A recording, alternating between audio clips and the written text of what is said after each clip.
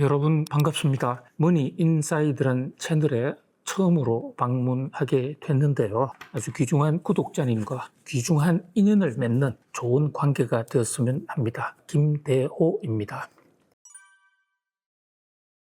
자, 정말 이거 세계의 폭탄이다고 볼 수가 있는 어마어마한 경제적 고민 덩어리, 암덩어리입니다. 미국의 국가 부채라는 게 정부가 자기가 벌어들인 돈보다도 더 많이 쓰게 되니까 부도를 막기 위해서 외부로부터 꾸어다 쓴 돈인데, 이 부채는 언젠가 갚아야 될 돈입니다. 그 규모가 최근에 40조 달러를 돌파했습니다. 40조 달러 하니까 좀 감이 잘 안 오잖아요. 40조 원도 엄청나게 많이 있는 돈인데 40조 달러다? 이것을 우리나라 돈으로 한번 환산을 해보면요. 1달러가 이제 1,400원대 왔다 갔다 하니까 어림잡아서 1,400원이라고 보면 40조 달러라는 돈은 5경 6천조 정도 됩니다. 아니, 조도 어려운데 이제 경 단위로 넘어갑니다. 우리나라 1년 예산이 2026년 727조입니다. 1000조가 채 안 되는 거예요. 그런데 이게 5경이라고 그러면 정확하게 80배입니다. 우리가 앞으로 80년 동안 국가 예산 한 푼도 쓰지 않고 미국 빚을 대신 갚아준다면 갚아야 될 이유는 없지만은 80년이 걸리는데요. 그런데 80년 지나도 못 갚습니다. 왜냐? 그 사이에 이자가 계속 늘어나거든요. 이 40조 달러라는 빚은 두 가지 큰 문제가 있습니다. 첫 번째는 빚이 너무 많으면 정부가 어떤 일을 할 때요, 세금을 많이 걷어도 빚 갚아야 되기 때문에 정부가 뜻대로 정부 재정 정책을 펴나갈 수도 없습니다. 거기다가 또 빚에는 공짜가 없습니다. 이자 내야 되거든요. 현재 미국이 국채에 대해서 주고 있는 이자 평균치가 3.57% 정도 됩니다. 가중 평균이. 그럼 3.5를 잡으면 매년 40조 달러에서 3.5를 잡으면 1조 2천억 달러 정도를 빚으로 갚아야 됩니다. 아무 일 안 해도. 과거에 선배들이, 그 전 정부들이 꽂아선 돈 때문에 1년에 1조 3천억 달러 이상의 돈을 갚아야 되는데, 이 1조 3천억 달러가 우리나라의 1년 예산보다 훨씬 많은 거잖아요. 그러니까 이것은 미국이 경제 성장을 하거나 법인세를 많이 걷어도 그 중에 1조 3천억 달러를 무조건 빚값 써야 돼요. 그 빚 갚느라고 또 빚을 꼬아야 되고 빚이 더 늘어납니다. 그래서 겨울에 산에 거대한 눈덩이가 내려오는 것처럼 40조라는 지금 부채가 굴러가고 있는데, 내려오면서 훨씬 더 많은 덩치가 돼서 이게 지금 폭탄으로 되고 있다. 정말 미국이 아니고 만약에 보통 나라 같았으면요, 벌써 빚이 40조 달러다, 이건 망합니다. 그런데 미국은 자기 나라가 기축통화국이기 때문에 돈이 부족하면 달러 찍어낼 수 있거든요. 그러니까 미국이 망할 가능성은 없는데, 문제는 거기서 달러 찍어내고 또 빚을 관리하기 위해서 무리수를 쓰게 되면 거기서 엄청난 세계적인 경제적 파장이 올 수 있기 때문에 이게 미국의 문제지만 사실 우리가 더 겁이 나는 거예요. 미국에서 문제가 생기면 미국은 기침하고 감기 앓습니다. 다른 나라들은 독감 앓고 또 경우에 따라서는 폐렴 앓다가 죽기도 합니다. 그러니까 미국의 빚 40조 달러는 미국의 문제이긴 하지만 우리에게는 더 큰 문제일 수가 있는 것이죠. 거대한 폭탄 하나가 굴러 떨어지고 있다, 이렇게 보시면 됩니다.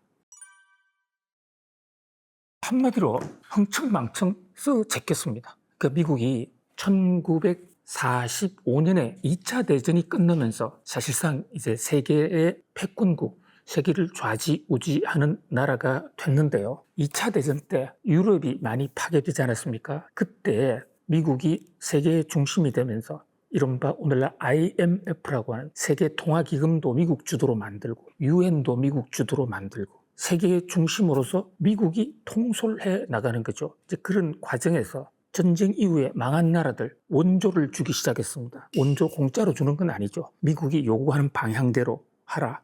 세계 질서를 미국으로 꾸려가기 위한 미국 입장에서는 하나의 비용일 수가 있습니다. 오지랖 넓게 전 세계를 미국 주도로 끌어가느라고 돈이 많이 들었습니다. 거기다가 미국 국내적으로 미국 정치 상황이 서로가 표를 많이 얻으려고 세금 깎아주는 경쟁을 벌였습니다. 돈은 부족한데 지금 정부 재정은 텅텅 비어 있는데 일단 당선이 되기 위해서는 세금을 깎아주는 정책들, 그뿐만이 아니죠. 세금은 깎고 정부 지출은 펑펑 늘렸죠. 그래서 복지 예산, 또 도로 인프라 까는 거, 정치인들마다 많은 과다 공약을 하고, 그러다 보니까 미국의 빚이 엄청나게 늘어나는데 결정적으로는요. 베트남 전쟁 때 아주 폭증을 했고 또 코로나 때 트럼프 1기였는데 그때 미국이 엄청 돈 풀었습니다. 그러다 보니까 최근에 빚의 증가 속도가 굉장히 지금 가팔라졌습니다. 그래서 빚이 미국 GDP의 126%에 달했거든요. 그러니까 미국 GDP보다도 지금 미국 빚이 40조 달러가 더 많은 겁니다.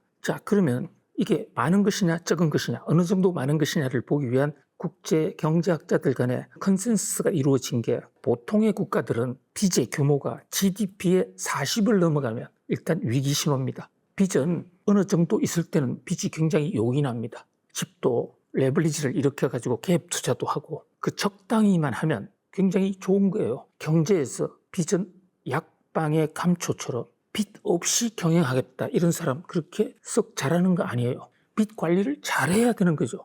적절하게 빚을 써와야 되는 겁니다. 남의 돈 가지고 장사하는 게 굉장히 중요한 것이죠. 그런데 일반 국가들의 경우는 그 나라의 국가 부채가 40%를 넘어가면 이것은 문제다 해서 경고 신호를 보냅니다. 그런데 미국은 좀 다르죠. 왜냐하면 미국 스스로 달러를 찍어내고 있고 그 달러가 기축통화니까 그래서 미국 같은 나라는 약 80%가 넘었으면 그때부터 위기라고 그래요. 거기에서 20%더 100%가 넘어가면 이때는 불량국가. 그런데 미국 불량국가 된 지가 벌써 10년 정도 됐어요. 그럼에도 불구하고 지금 미국에서 새로 대통령이 되는 사람마다 돈을 줄이겠다라고 진심으로 국가 부채를 줄이는 노력하지 않습니다. 돈을 더 찍어냅니다. 펑펑펑 찍어내고 있습니다. 특히 트럼프 대통령은 돈 찍어내는 데서는 역대 미국 대통령 중에 1등인데요. 돈을 찍어서 자기가 쓰는 것은 아니죠. 그런데 의욕이 많고 할 일이 많은 사람들은 세금 걷어서 아니면 빚을 끌어왔더라도 뭔가 사업을 해보고 싶은 거예요.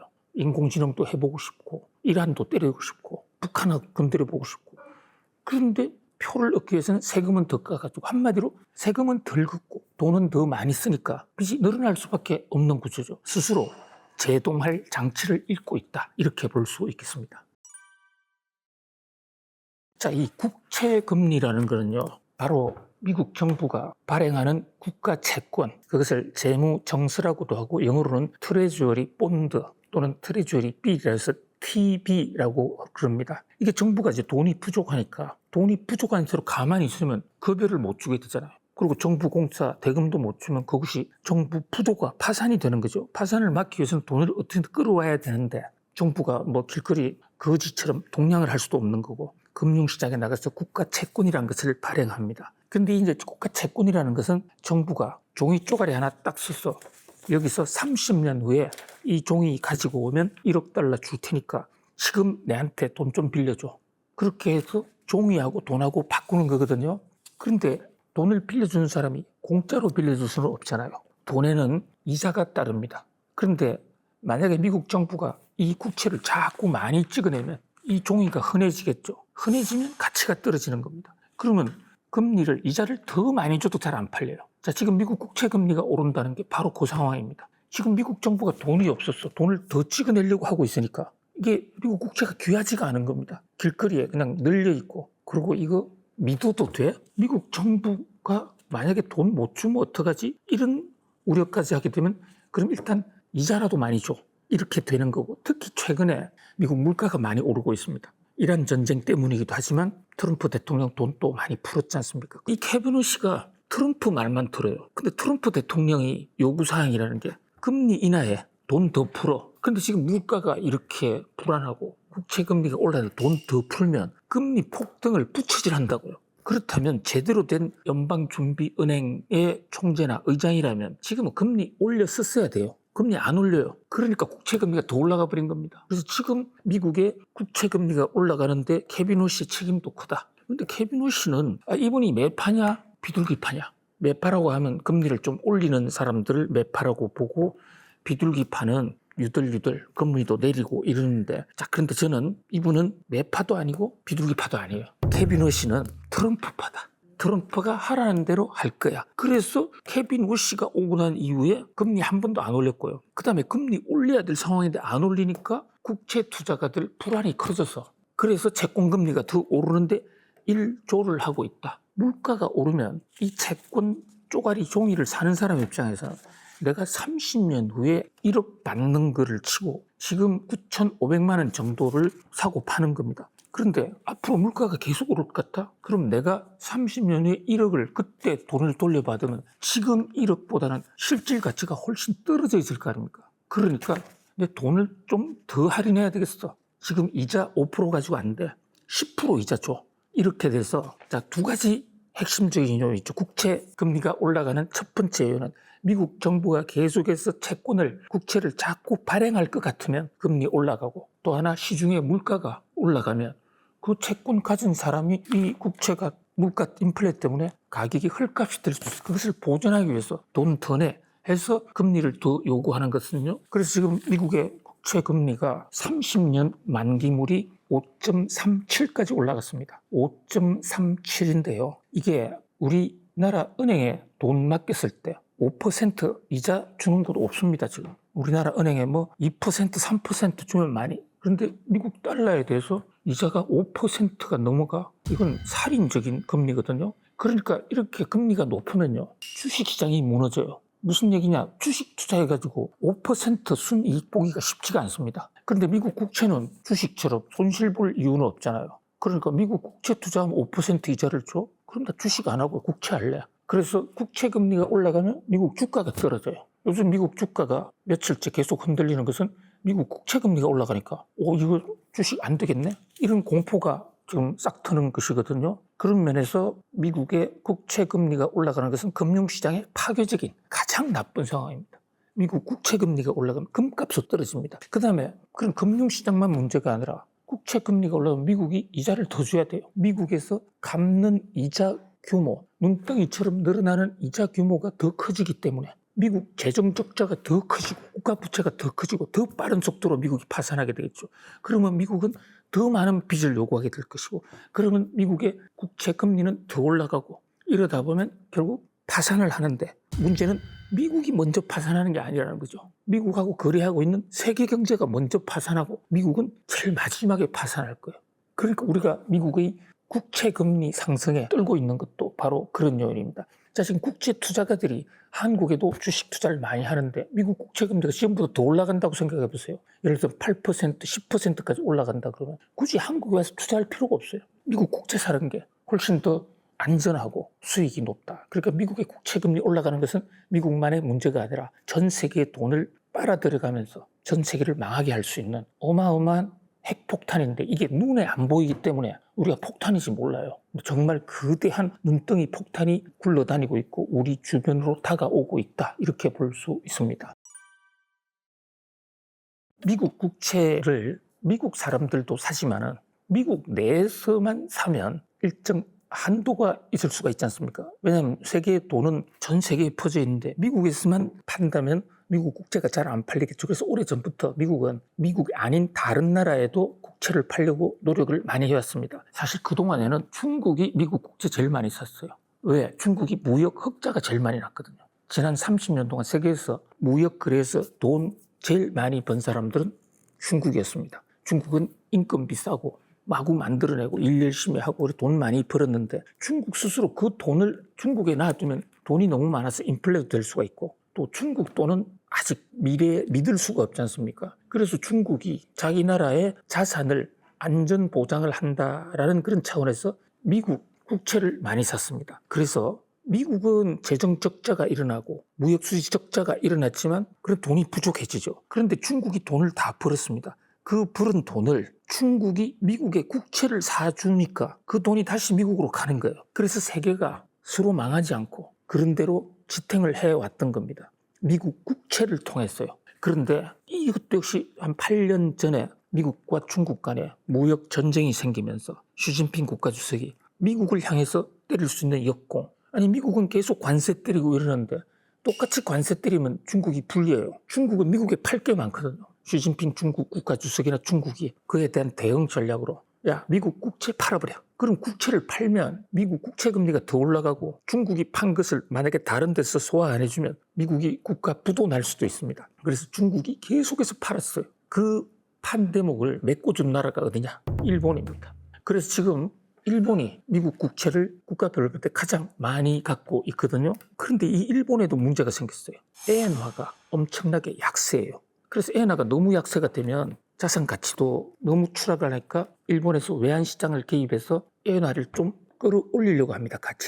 가치를 끌어올리는 방법이 어떠냐면요. 달러를 팔아서 엔화를 사야 그래야 엔화 가치가 올라갑니다. 수요 공급에 의해서. 그런데 일본이 미국 달러를 많이 갖고 있지 않아요. 미국 국채를 갖고 있거든요. 국채가 달러잖아요. 국채를 막 파는 거예요. 그러니까 지금 세계 1등으로 국채를 많이 갖고 있는 일본이 팔아제끼고, 중국은 이전부터 팔아제끼고 했는데 지금도 계속 팔고, 한국은 별로 관심이 없고, 그러다 보니까 지금 미국 경제 사정 때문에, 이란 전쟁 때문에, 물가 때문에 국채를 더 발행해야 되는데 사가는 사람이 없는 것만 아니라 가지고 있던 믿었던 일본 너마저 지금 국채를 내던지고 있습니다. 그래서 국채금리가 더 올라가는 겁니다. 이 대목은 지금 미국은 위기의식을 느끼죠. 그래서 아마 트럼프 대통령하고 외교를 할 때 다른 나라 정상들이 우리가 미국 국채 사줄게 이러면 트럼프 대통령 제일 좋아할 거예요. 그만큼 미국은 국채를 못 팔면 국가 부도. 그런데 외국에 팔면 가장 이상적인 외국 돈이 들어오니까 미국 내에서 팔면 결국 미국 사람 돈 빨아들이면 미국의 금융시장에 돈이 줄어요. 그럼 주가가 하락을 하기 때문에 외국에 팔고 싶은데 요거를 사줄 수 있는 나라가 중국, 일본, 한국, 유럽밖에 없습니다. 왜냐하면 돈이 있어야 되니까. 그래서 트럼프 대통령이 투자하라고 그랬죠. 우리 3,500불 미국에 지금 투자하게 돼 있고 일본은 5,500불. 그럼 투자하면 달러가 글로 가니까. 그런데 그 한꺼번에 줄 수 없는 거잖아요. 그러니까 트럼프 대통령 입장에서는 국채라도 좀 사가. 근데 우리가 지금 코가 썩자는데 미국 국채를 어떻게 삽니까? 우리나라도 지금 재정 적자가 심하고 일본도 재정 적자가 심한데. 그래서 외국의 국채, 이게 10년 전만 하더라도 중국이 다 싹쓸이를 해줬기 때문에 국채를 통해서 각국 간의 돈의 균형이 이루어졌는데 지금은 그 균형이 무너져서 트럼프 대통령 입장에서는 지금 상당히 위기의식을 느끼고 있다. 이렇게 볼 수 있겠습니다. 일본 금리 올리는 것은 미국이 빨리 하라고. 일본 금리 올려야 돼요. 일본 지금 기준금리 1%거든요. 베센트 재무장관도 빨리 너희들 금리 올려라 그러는데 세계에서 돈 제일 많이 푸는 지도자가 트럼프 대통령인데 그게 못지않은 사람이 또 한 명 나타났어. 일본의 사나에 다카이치. 지금요 국가 부채 비율이 미국이 아까 125% 넘었다고 하지 않았습니까? 일본은 220%가 넘어 있습니다. 국가 부채 비율 세계 1등이 일본이에요. 일본은 내각 책임제를 하면서 계속해서 포퓰리즘 정책, 돈 나눠주고 세금 적게 받고 이러다가 보니까 지금 국가 부채가 세계 1등으로 올라가 있습니다. 그러면 일본에서 만약에 금리를 올리면 어떤 일이 생기냐면요. 제일 먼저 타격을 받는 일본 정부예요. 왜? 일본 정부가 빚을 제일 많이 갖고 있거든요. 금리 올리면 일본 정부에 빚 갚아야 되는 금액이 많아지잖아요. 그래서 절대 올리지 못하게 하고 있는 거예요. 그런데 일본 금리를 안 올리면요. 일본 엔화가 자꾸 약세가 된다고요. 그러니까 사실은 구조적으로 국채 금리에 더 민감한 나라가 일본이라고 볼 수가 있죠. 그런데 일본은 이게 미국하고 한 가지 다른 게요. 미국은 그 국채를 외국 정부에 많이 팔아제꼈습니다. 그래서 전주들이 외국인들인데 일본은 일본의 기업들이 돈이 많습니다. 기업들이 다 사준 거예요. 그러니까 외환위기가 가능성이 없어요. 왜냐하면 자기 나라 내부 문제니까. 그래서 다카이치가 하는 얘기가 우리 정부 빚은 많지만 그거 다 기업들이 갖고 있는 거 우리 기업들은 세금 더 물리면 다 가져올 수 있는 돈이고 일본 국채는 문제없다. 이렇게 얘기를 하는데 어쨌든 일본이 금리를 올려줘야 이게 풀려요. 근데 일본 금리 올리기 너무 어려워요. 9월달 정도는 조금 올리지 않을까 싶은데 찔끔 올려가지고는 이 문제가 해결이 안 되죠. 그러니까 결국은 일본과 미국, 서방 경제권에서 제일 잘 나가는 두 나라가 국가 부채 폭탄 때문에 그동안에 너무 흥청망청 해먹다가 지금 굉장히 어려움을 겪고 있다. 이렇게 볼 수 있습니다. 그런데요. 엔화가 저렇게 약세가 되면 일본 제품은 미국 수출이 많이 되지만 미국 제품은 일본에 수출할 수가 없어요. 그런데 일본도 엔화를 강세로 만들고 싶은데 이 강세가 안 되는 거예요. 그래서 오히려 미국 형님이 좀 도와주세요. 그러면 엔화를 강세로 만드는 것은 누구든지 엔화를 마구 사주면 돼요. 그런데 미국 보러 그렇게 엔화 강세가 소원이라면 베센트 재무장관한테 다카이치 일본 총리가 미국이 좀 사주세요. 근데 미국 돈이 없잖아요. 미국 정부에 돈이 없는데 어떻게 사냐. 그래서 이번에 어떻게 했냐면 두 가지 방법을 썼는데 달러는 안 쓰고 미국 정부가 갖고 있는 유로화로 엔을 왕창 사줬어요. 그 다음에 또 하나는 미국의 중앙은행인 연준에다가 너가 일본 은행에다가 돈 좀 빌려줘. 그런 변칙을 쓰니까 엔화가 강세가 좀 되다가도 다시 돌아가 버렸어요. 결국은 금리 인상이라는 전공법을 써야 되는데 금리 인상을 하자니 이 다카이치가 지금 재정이 위기인데 거기다가 갚아야 될 빚이 늘어나면 나는 어떡하란 말이냐. 결국 정치 문제이기도 한 것이죠.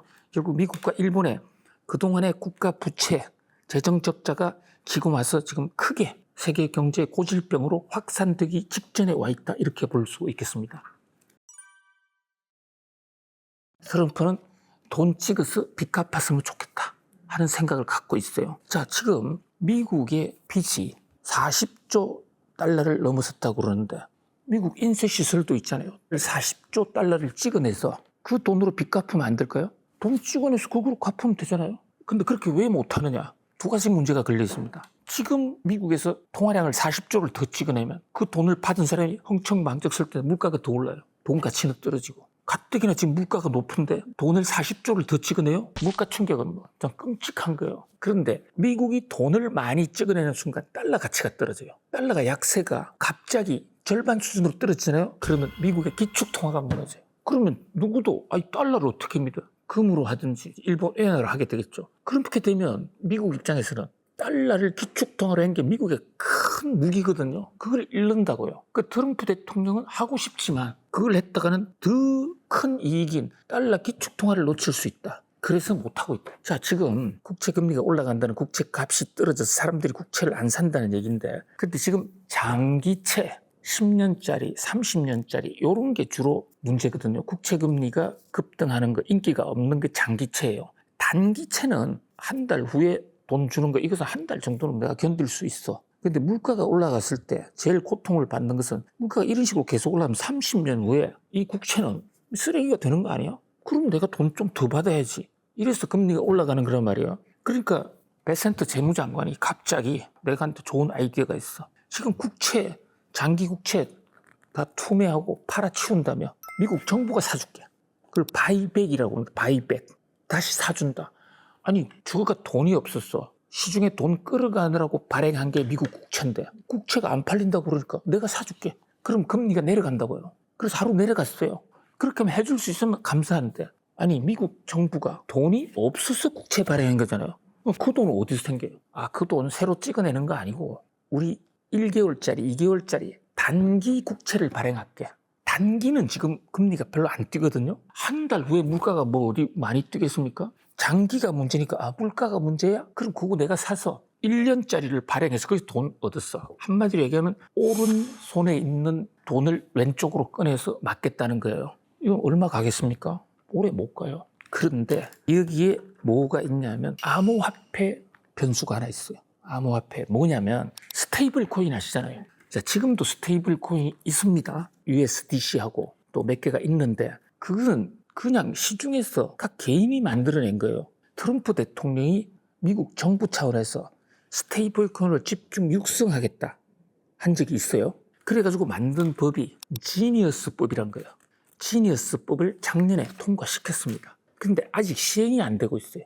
왜? 아직 입법 절차가 안 끝났습니다. 그래서 한때는 스테이블 코인 돌풍이 온다 막 했는데 요즘 좀 조용하잖아요. 이때 뭐 관련해서 경제를 잘 관심이 없는 분들은 뭐 스테이블 코인 떠들더만 걔들 갖구나 이래 생각하는데 큰 착각이에요. 트럼프 대통령이 스테이블 코인에 국가의 운명을 걸고 있습니다. 무슨 얘기냐면 자, 새로 만들어진 지니어스법에 따라서 허가를 받은 스테이블 코인에 대해서는 미국 정부가 엄청난 혜택을 주겠다. 혜택도 주고 은행도 만들 수 있게 해줘. 단 너희들한테 요구가 하나 있어. 미국에서 영업을 하는 스테이블 코인은 무조건 스테이블 코인이라는 게 가격이 일정적으로 안정하다는데 왜냐하면 담보를 뭔가 잡고 있기 때문에 스테이블 코인이 안전하거든요.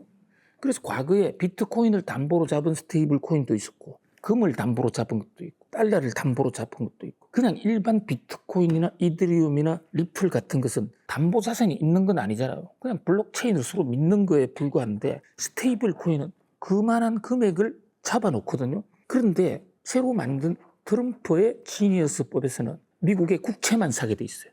미국 국채를 100% 사라. 그것도 단기 짧은 국채를 사라.